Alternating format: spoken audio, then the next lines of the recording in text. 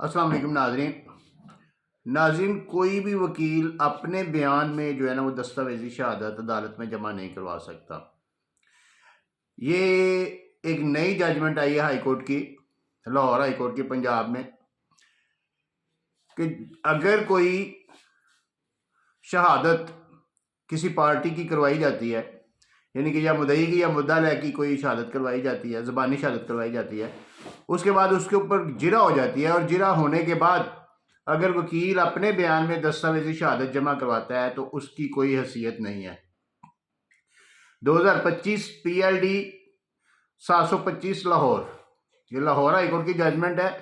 कुछ भाई मेरे वकील जो इस ग्रुप के साथ अटैच हैं वो भी ये नोट कर लें कि अगर कोई दस्तावेजी शहादत किसी वकील के बयान में जमा कराई जाएगी तो उसकी कोई कानूनी हैसियत नहीं होगी।